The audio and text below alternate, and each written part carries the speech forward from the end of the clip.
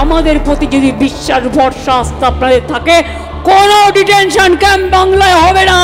BJP কান খুলকার শুনলো। Bangla SIR এর প্রথম ধাপ প্রায় শেষের পথে। শুরু হয়েছে সার্ভার আপলোডের কাজ, জানিয়ে তীব্র অসন্তোষ রাজ্যের বিভিন্ন প্রান্তে। এরই মাঝে এসআইআর আবহে বৃহস্পতিবার বহরমপুর স্টেডিয়ামে সভা মমতা বন্দ্যোপাধ্যায়ের।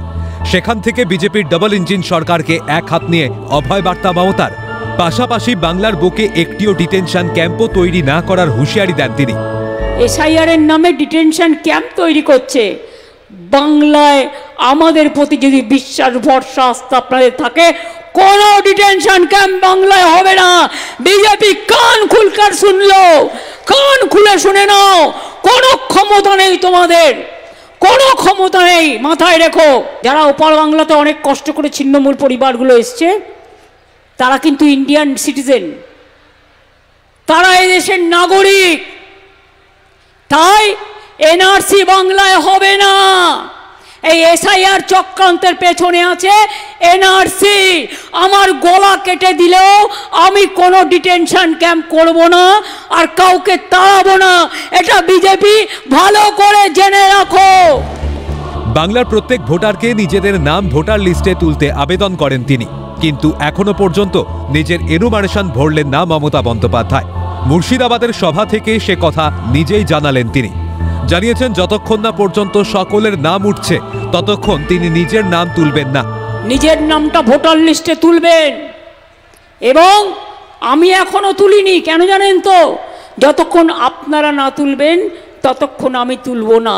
আমি যেটা বলি আমি করি, তাই আমি এখনো তুলিনি। মুর্শিদাবাদের সভা থেকে আরও একবার বাংলা ভাষীদের হেনস্থার অভিযোগ তুলে ধরেন তিনি। বিজেপিকে বাংলা বিদ্বেষী বলে তোপ দেখে তার অভিযোগ, বাংলার প্রতি এত রাগ কেন? আমি আমার মাতৃভাষায় কথা বললে তুমি আমায় বাংলাদেশি বলে তুমি পুশব্যাক করবে। সোনালী খাতুন আপনারা জানেন, যেটা নিয়ে সুপ্রিম কোর্টে আমরা গেছি।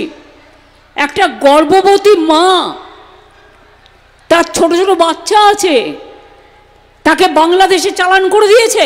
সুপ্রিম কোর্টে আমরা গেছিলাম, কেস করে বলেছি ওদের ফিরিয়ে আনতে হবে। আমাদের পরিযায়ী শ্রমিকরা কাজ করে বিভিন্ন জায়গায়, তাদের ওপর অত্যাচার হচ্ছে। বাংলা ভাষায় কথা বললেই তাকে বাংলাদেশি তকমা দেওয়া হচ্ছে। আর আপনাদের যে 1.5 কোটি লোক সারা ভারতবর্ষ থেকে বাংলায় কাজ করে, কই আমরা তো তাদের অত্যাচার করি না, আমরা তাদের আপন করে রাখি। তাহলে আপনাদের কি হয়েছে? বাংলার প্রতি এত রাগ কেন? পরিযায়ী শ্রমিক প্রায় 30 লক্ষ ফিরে এসেছে। তাদের প্রত্যেককে আমরা 5,000 টাকা করে দিচ্ছি, এবং তাদের পরিবার স্বাস্থ্য, শিক্ষা, খাদ্যসাথী সব কিছু দেওয়া হচ্ছে, এবং তাদের জন্য সমষ্টি প্রকল্প করা হয়েছে।